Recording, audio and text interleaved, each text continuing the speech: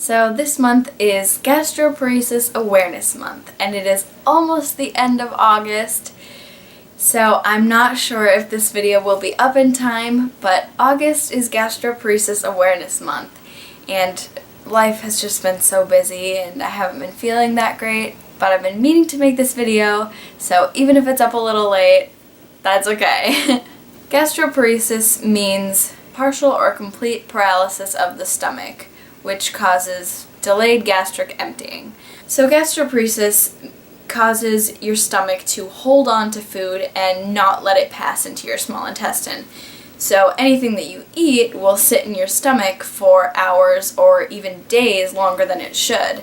And this is very painful and uncomfortable, and it causes a whole bunch of symptoms like bloating, nausea, vomiting, stomach pain, cramping, weight loss, weight gain, malnutrition, and even more. And gastroparesis affects everyone differently. My case could be completely different than someone else's with the same thing. And there are different severities of gastroparesis. It's diagnosed through typically a gastric emptying scan. So they have you eat some special food that has like radioactive dye inside of it, and they scan your stomach every hour for typically 4 hours to measure how fast it's moving through. So every picture will tell you how much is in your stomach and how much has emptied. A typical stomach should be almost completely empty after 4 hours.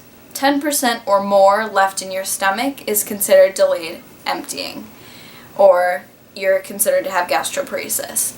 So my symptoms started a little over a year ago. Every time I would eat, I would get really nauseous, I would throw up, I would get super bloated, and I wasn't able to use the bathroom, and it was just really bothersome, and I wasn't able to eat as much, or anything that I did eat made me sick. And so that's when they did my first gastric emptying scan, and it showed that at the end of the test I had 35% left in my stomach. So at that point I was diagnosed with gastroparesis. So at that point it was very bothersome, and it did interfere with a lot of what I could eat, and I started losing a little bit of weight, but I was managing, and at that point they put me on a few different meds for gastroparesis. So there are some medications available that can help speed up your emptying, and those are like erythromycin, Reglan, domperidone, there might be some others, but you have to be 18 for domperidone, which actually is not available in the US. You have to get it from Canada, but you have to be 18 years or older in order to do that, and I'm only 16, so I was not eligible for that. But I tried erythromycin, but unfortunately I had some negative reactions to that, so I was not able to continue that. And I was on Reglan for about 3 months, and I also saw no improvement with that. No medicine that I took helped, and I just wasn't responsive to any prokinetics. My symptoms just kept getting worse, and I was in the ER every 2 weeks, and that was for a combination of my POTS and my gastroparesis. So at this point I was not getting regular saline for my POTS, and so with the gastroparesis I was getting so dehydrated because I wasn't able to drink enough, and that in turn was making my POTS really bad, and I would end up in the ER so dehydrated and sick that I would need a bunch of IV fluids and they'd send me home. And I got to the point where I was only able to get like around 400 calories every single day. And I was just so incredibly sick. And at that point they did my second gastric emptying scan, which was about 6 or 7 months later. I don't remember exactly how much I had left in my stomach at the end of that test, but it was more than double what it had been last time. So that confirmed that my gastroparesis was much worse than it was before. And really, it's just progressively gotten worse. So I now have severe gastroparesis.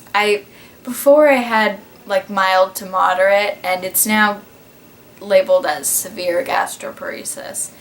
I lost about 23 pounds, and that combined with some of my other medical conditions that cause severe hypoglycemia, my doctors decided that I needed a feeding tube. Now, the majority of my nutrition I get through an NJ tube, which is a type of feeding tube. There are lots of different types of feeding tubes. There are nasal tubes, there's surgical tubes, and there's G tubes, J tubes, GJ tubes, NG tubes, NJ tubes. There's lots of different types, but some of them go into your stomach, and some of them bypass your stomach and actually go straight into your small intestine. And that's the type that I have. So I have an NJ tube. So an NJ stands for nasojejunal tube. Nasojejunal tube? It'll be right here. And that actually, so it goes up my nose, down my throat,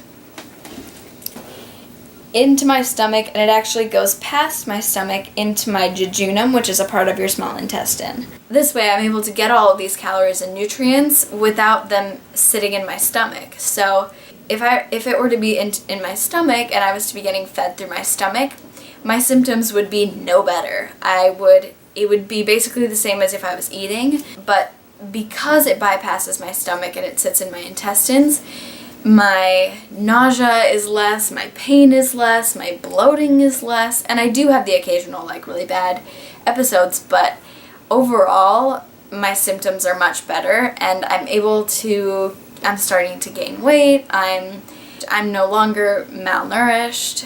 I am still able to eat by mouth. Whatever I eat has to be liquid or very, very soft. I will occasionally eat some crackers, but that's the most amount of solid food I can eat is just crackers. And I haven't even really done much of that recently. But anytime I eat, I get super bloated. Here's a picture of what my bloating looks like. They encourage me to eat as much as I can by mouth so that I do retain whatever stomach function that I have. But I am reliant on my feeding tube in order to get the proper nutrition to survive, really. There are other treatments for gastroparesis.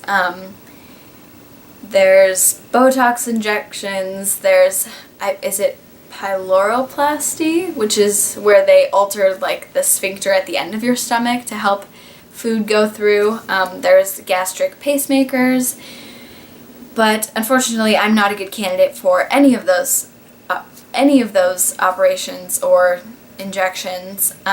So yeah, there are treatments available, but they don't work for everyone, and unfortunately there is no cure for gastroparesis. This August and every month should be Gastroparesis Awareness Month, but this August I want to raise as much awareness as possible so that one day we can find a cure for gastroparesis, and that people like me will one day be able to eat again and be able to enjoy food and sit down and have a meal. I have not gotten to sit down and have a meal with my family in, I don't know, at least 8 months.